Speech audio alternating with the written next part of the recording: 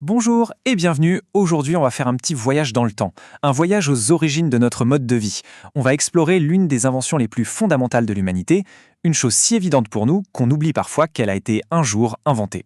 La ville. Pour bien comprendre de quoi on parle, regardez ce chiffre. Plus de la moitié de la population mondiale vit en ville aujourd'hui, et d'ici une trentaine d'années à peine, ce sera près de 70%. C'est un fait, notre monde est un monde de villes. Mais tout ça a bien dû commencer quelque part, non?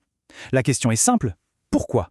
Pourquoi, après des millénaires passés en petites communautés, des êtres humains ont décidé de se regrouper par dizaines de milliers?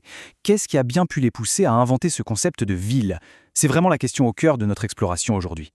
Alors, pour y répondre, voici le programme. D'abord, on verra comment et où ces villes sont apparues. Ensuite, on jettera un œil à la carte de ces toutes premières métropoles. On va disséquer ce qui fait une ville, son anatomie, puis son organisation, son plan. Et pour finir, on parlera de l'héritage incroyable que nous a laissé la Grande Babylone. Allez, on y va. Première question, où? Où est-ce que ça s'est passé? Eh bien la réponse nous emmène dans une région qu'on appelle le Croissant fertile, et plus précisément en Mésopotamie, là entre les deux fleuves, le Tigre et l'Euphrate. C'est vraiment là que tout a commencé. Mais attention, la ville, ça n'est pas apparu comme ça d'un claquement de doigts. Non, c'est le résultat d'un processus très très long. Cette chronologie, elle nous montre bien que le point de départ, ce sont les premiers villages agricoles vers 7000 avant notre ère. Puis, pendant des millénaires, les communautés se complexifient, notamment avec ce qu'on appelle la culture d'Ubaïd. Il faut vraiment attendre le 4e millénaire pour que, là, on voit apparaître les premières vraies grosses agglomérations. C'est à ce moment-là que la révolution urbaine se met en marche. D'accord, mais qu'est-ce qui a déclenché tout ça? Le plus intéressant, c'est que c'est une combinaison de facteurs. Le plus important, c'est le surplus agricole. Pour la toute première fois, on arrive à produire assez de nourriture pour des gens qui ne sont pas agriculteurs.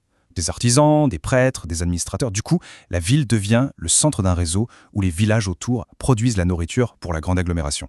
Et voilà, c'est le début de la spécialisation des métiers et de la centralisation du pouvoir. Bon, maintenant qu'on a vu le comment, passons un peu à la géographie. Où se trouvaient exactement ces premières villes? Regardons ensemble la carte de ce nouveau monde urbain. Voici donc les noms de ces pionnières. Uruk, qu'on considère souvent comme la toute première. Mais il y a aussi Ur, Lagash, un peu plus tard Mari sur le fleuve Euphrate, et bien sûr la légendaire Babylone. Chacune de ces cités était en fait un État indépendant, une cité-État avec son propre dieu, son propre roi, son propre territoire. On a donc un paysage politique fait de cités qui sont en compétition les unes avec les autres. Alors, on a vu le où, maintenant penchons-nous sur le quoi. Qu'est-ce qui fait qu'une agglomération devient une véritable ville? Pour le comprendre le mieux, c'est de prendre un cas d'étude et on va prendre le plus célèbre, Uruk. Et pour commencer, rien de mieux que ces quelques mots, ils sont tirés de l'un des plus anciens textes de l'humanité, l'épopée de Gilgamesh, le roi légendaire d'Uruk. Ce texte, il nous montre déjà la fierté, la conscience de la grandeur de la ville, le rempart, les fondations, la ville, les jardins, tout y est déjà. Et cette grandeur, ce n'était pas juste une image. Vers 3000 avant notre ère, on estime qu'Uruk comptait environ 40 000 habitants. C'est un chiffre absolument colossal pour l'époque. Ça n'a rien à voir avec les villages de quelques centaines de personnes qui existaient alors. Et pour qu'on se rende bien compte de l'échelle, comparons un peu la superficie. Uruk, avec ses 250 hectares au 4e millénaire avant Jésus-Christ, eh bien c'était aussi grand que l'Athènes de Périclès ou le Paris du roi Philippe Auguste des milliers d'années plus tard. C'est juste stupéfiant quand on y pense. Mais une ville, ce n'est pas qu'une question de taille. C'est aussi, et surtout, une nouvelle organisation sociale. On voit apparaître une architecture monumentale avec des temples gigantesques, des palais. La société se divise, elle se hiérarchise. Et ça se voit dans la taille des maisons. Il y a des résidences immenses pour les élites et puis des habitations beaucoup plus modestes pour les autres. Les métiers se spécialisent. On a le roi prêtre, on a les scribes qui maîtrisent l'écriture et puis toute une panoplie d'artisans. Bon, on a vu ce qui compose une ville. Mais comment est-ce que tout ça s'organise dans l'espace? À quoi ressemblait le plan d'une cité mésopotamienne concrètement? En fait, le modèle est assez simple. Il est structuré en 3 grandes parties. D'abord, au cœur de la cité, souvent sur une petite colline, on a l'acropole. C'est le centre du pouvoir, religieux et politique, avec les temples et le palais. Ensuite, il y a la ville basse. C'est là que vit la majorité des gens, avec les maisons, les ateliers, les marchés.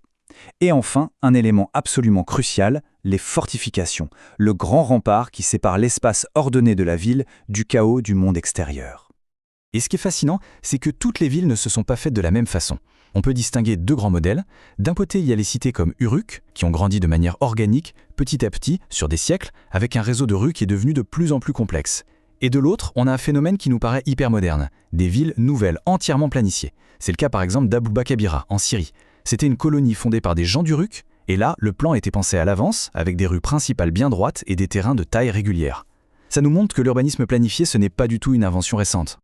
Il y a un élément qui est absolument central dans l'organisation de ces villes et de leur territoire, c'est l'eau. Dans cette région plutôt aride, l'agriculture dépend à 100% de l'irrigation via des canaux. Donc, maîtriser l'eau, c'est maîtriser la vie. Et forcément, ça devient une source de pouvoir et de conflit. Et cette guerre de l'eau, ce n'est pas juste une théorie, on en a des preuves incroyables.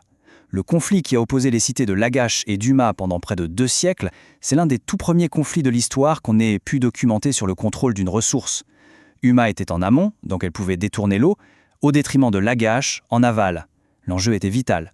Ce conflit nous est raconté, du point de vue de Lagash bien sûr, sur la fameuse stèle des vautours. Pour terminer notre voyage, faisons un arrêt sur la cité qui incarne peut-être le mieux la ville mésopotamienne, celle qui a poussé cet art à son plus haut niveau, Babylone. Babylone, c'est vraiment l'aboutissement de milliers d'années d'urbanisme. Ce n'était plus seulement une cité-État, c'était la capitale d'un immense empire, une mégalopole qui a duré des millénaires, un centre de savoir, de religion. Pour ses habitants, c'était la ville parfaite, bénie des dieux. Et elle abritait 2 des 7 merveilles du monde antique. Ses murailles qu'on disait imprenables et sa ziggourate, la fameuse tour de Babel. Et c'est là qu'on revient à notre point de départ, parce que tout ce qui a été inventé là-bas il y a 5000 ans, en réalité ça nous a jamais vraiment quittés. La planification, l'administration, la gestion des ressources, toutes ces problématiques qui sont nées avec les premières villes, eh bien elles sont encore au cœur de nos sociétés d'aujourd'hui. Quand on regarde cet héritage, on voit bien les fondations qui soutiennent encore nos sociétés. La planification urbaine, évidemment, mais aussi le besoin d'une administration complexe pour gérer des dizaines, voire des centaines de milliers de personnes. On retrouve l'idée d'une architecture monumentale pour marquer le pouvoir, la gestion stratégique des ressources vitales et tous les défis d'une vie sociale qui devient de plus en plus complexe. Au fond, le message est assez simple. Chaque fois qu'on marche dans une rue, qu'on passe devant un grand bâtiment public, ou même qu'on ouvre un robinet, on est, d'une certaine façon, les héritiers de cette expérience fondamentale qui a eu lieu il y a si longtemps sur les rives du Tigre et de l'Euphrate. Et ça nous amène à une dernière question, pour réfléchir un peu. Après 5000 ans, nos métropoles de verre et d'acier, avec leurs problèmes de surpopulation, de gestion des ressources, de cohésion sociale, sont-elles finalement si différentes dans leur essence, de leurs lointaines ancêtres faites de briques et d'argile ?